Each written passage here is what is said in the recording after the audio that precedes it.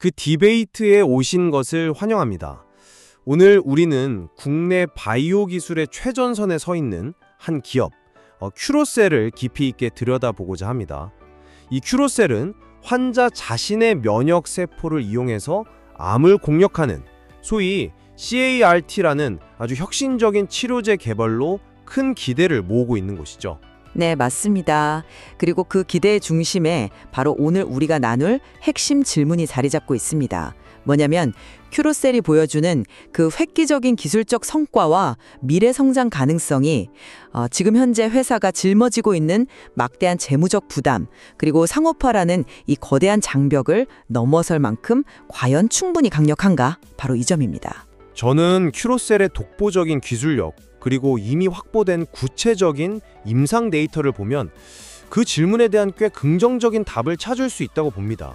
그러니까 미래의 성공 가능성이 뚜렷하게 보인다는 입장이죠. 반면에 저는요, 그 밝은 전망에 가려진 재무구조의 취약상이라던가 또 시장 진입 과정에서 마주할 그런 현실적인 난관들을 보다 냉정하고 신중하게 평가해야 한다, 이렇게 생각합니다. 큐로셀을 단순히 또 하나의 바이오 벤처로 봐서는 안 됩니다. 이들은 국내 CAR-T 치료제 시장에 문을 연 말 그대로 개척자거든요.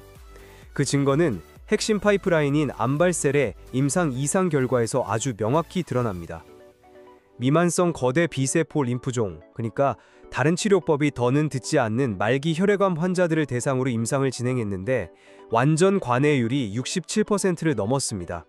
여기서 완전 관해라는 건 몸에서 암세포가 완전히 사라졌다는 의미입니다. 정말 기존 표준 치료에 실패한 환자들에게 이런 결과가 나왔다는 건 대단한 성과라고 봐야죠.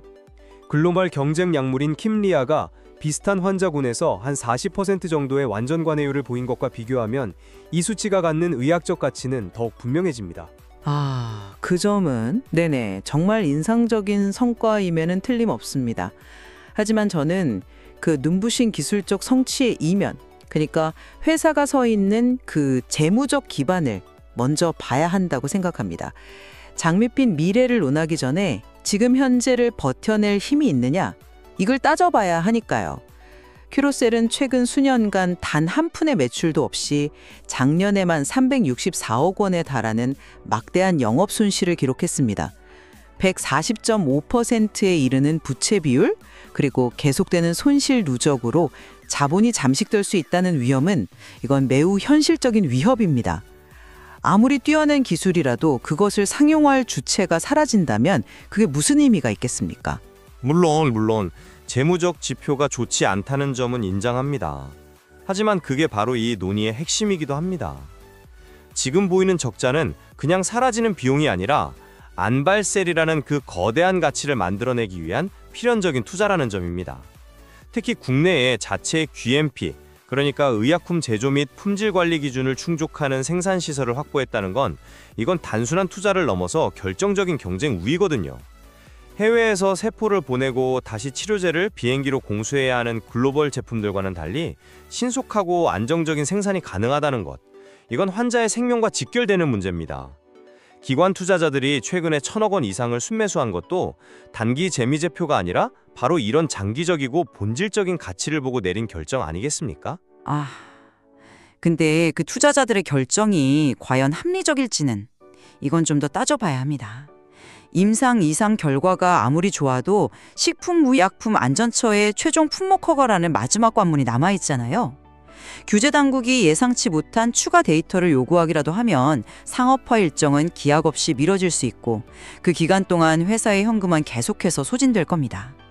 그리고 설령 무사히 허가를 받는다 해도 이미 시장을 선점하고 수년간의 데이터를 축적한 글로벌 제약사의 킴리아, 예스카타와 정면으로 경쟁해야 합니다.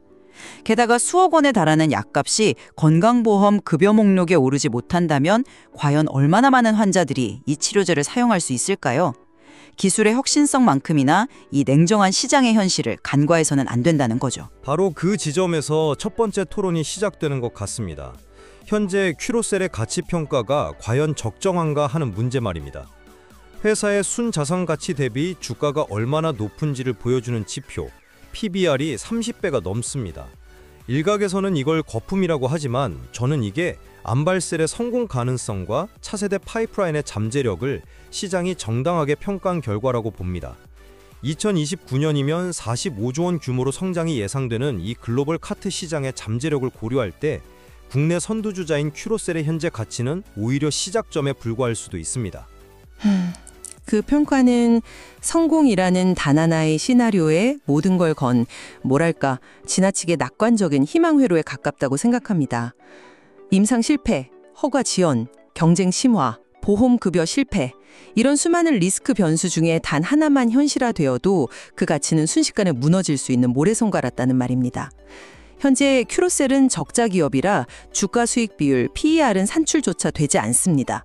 자기 자본으로 얼마나 이익을 냈는지를 보여주는 자기 자본 이익률 ROE는 마이너스 86%라는 처참한 수준이고요.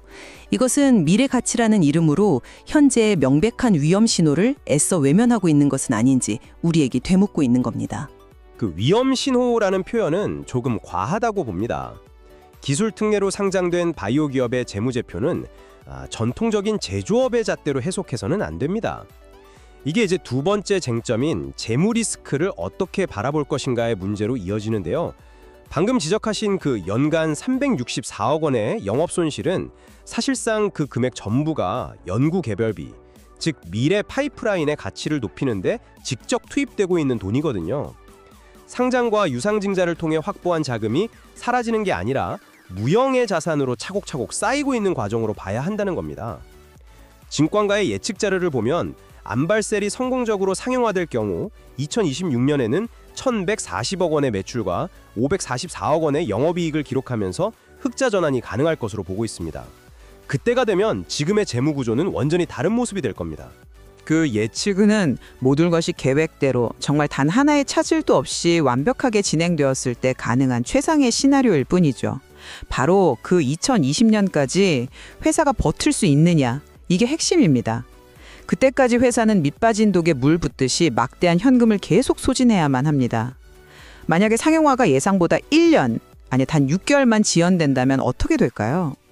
회사의 현금 보유고는 바닥을 드러낼 것이고 생존을 위해서 또다시 시장에 손을 벌려 추가 자금 조달에 나서야 할 겁니다. 이건 필연적으로 기존 주주들의 가치를 희석시키는 결과를 낳을 수밖에 없어요. 성장을 위한 투자라는 말은 회사가 생존했을 때 비로소 의미를 갖는 수사일 뿐입니다. 그 생존 가능성을 높여주는 강력한 무기가 바로 국내 최초라는 타이틀이 가진 실질적인 경쟁력입니다. 세 번째 쟁점이죠. 이게 그냥 단순한 상징이 아닙니다. 국내에 GMP 인증 시설을 갖추고 있다는 것은 환자의 세포를 채취해서 치료제를 만들어 다시 투약하기까지의 전 과정을 국내에서 아주 신속하게 진행할 수 있다는 의미입니다. 환자의 세포를 미국이나 유럽으로 보냈다가 다시 비행기로 받아야 하는 기존 글로벌 치료제는 이 과정에 보통 4주에서 6주가 걸립니다. 하지만 큐로셀은 이 기간을 2주 이내로 단축시킬 수가 있습니다. 하루하루 병세가 악화되는 말기암 환자에게 이 2-3주의 시간 단축이 얼마나 결정적인 가치를 받는지 굳이 설명할 필요가 없을 겁니다. 이건 단순한 편의성이 아니라 생존율에 직접적인 영향을 미칠 수 있는 강력한 의료적 이점이라는 거죠. 물론 그 시간 단축이라는 장점은 분명히 존재합니다. 하지만 그 장점이 시장의 판도를 바꿀 만큼 결정적일지에 대해서는 의문이 남습니다. 결국 환자와 의사는 국내 최초가 아니라 최고의 치료제를 선택할 것이기 때문입니다. 노바티스의 킴리아나 길리어드의 예스카타는 이미 전 세계 수만 명의 환자에게 투여되면서 방대한 임상 데이터가 축적된 그야말로 효능과 안전성이 철저히 검증된 치료제들이잖아요. 큐로셀이 이들과 비교했을 때 방금 말씀하신 67%라는 완전 관해율처럼 효능 면에서 압도적인 우위를 데이터로 명확히 입증하지 못한다면 단순히 생산 기간이 짧다는 이유만으로 의사들이 기존에 검증된 약 대신 안발셀을 선뜻 처방하기는 쉽지 않을 거란 말입니다. 오히려 국내 최초라는 타이틀이 모든 면에서 글로벌 스탠다드와 비교당하는 족쇄가 될 수도 있습니다. 그 지점은 정말 날카롭네요. 효능이 가장 중요하다는 점에는 저도 동의합니다. 하지만 큐로셀의 진정한 가치는 마지막 쟁점, 즉 미래 확장성에 있다고 봅니다. 현재의 혈액암을 넘어서 아직 누구도 접목하지 못한 고형암 CAIT 치료제 개발에 도전하고 있다는 점입니다. 이것이야말로 CAIT 기술의 궁극적인 목표이자 성공 시 시장의 규모를 비교할 수 없을 정도로 확장시킬 게임 체인저입니다. 큐로셀이 내세우는 그 OCI-MT라는 독자적인 기술 플랫폼이 바로 그 열쇠인데요. 간단히 말하면 CAR-T 세포의 활동성을 조절하는 일종의 스위치를 달아서 암세포는 더 잘 공격하게 만들고 우리 몸에 주는 부담은 줄이겠다는 개념입니다. 이 기술이 고영암 분야에서 가능성을 보인다면 이건 단순한 신약 개발을 넘어 글로벌 빅파마들에게 수조 원대의 기술 이전을 할 수 있는 엄청난 기회가 될 것입니다. 암발셀의 성공은 그 위대한 여정을 위한 첫걸음일 뿐이라는 거죠. 그 위대한 여정이라는 말에 현혹되어서는 안 된다고 생각합니다. 고영암 CAR-T 개발은 전 세계 모든 글로벌 제약사들이 막대한 자금을 쏟아붓고도 아직 뚜렷한 성공 사례를 내놓지 못한 그야말로 극도로 어려운 과제입니다. 현재 큐로셀의 기술은 실험실 수준의 비임상 연구 단계에 머물러 있습니다. 이처럼 아득히 먼 미래의 꿈을 근거로 현재 기업의 가치를 평가하는 것은 너무나 시기상조입니다. 지금은 당장 눈앞에 닥친 과제, 즉 암발셀의 품목 허가를 받고 보험 급여를 받고 치열한 시장 경쟁에서 살아남는 이 현실적인 문제에 모든 역량을 집중해야 할 때입니다. 고영암 정복이라는 원대한 목표가 당면한 재무적, 상업적 허들을 가리는 편리한 연막이 되어서는 곤란합니다. 네, 이제 논의를 정리해야 할 시간인 것 같습니다. 저는 큐로셀이 67%라는 강력한 완전 관해율 데이터, OCI-OMT라는 독자적인 기술 플랫폼, 그리고 국내 자체 생산 능력이라는 누구도 부정할 수 없는 명확한 강점을 가지고 있다고 봅니다. 지금 우리가 목격하는 재무적 어려움은 혁신을 향한 길목에서 겪는 일종의 성장통이며 암발셀의 상용화 성공을 통해 국내 바이오 산업의 패러다임을 바꿀 거대한 잠재력을 품고 있다. 이것이 제 최종적인 생각입니다. 저는 그 기술적 잠재력의 존재 자체는 분명히 인정합니다.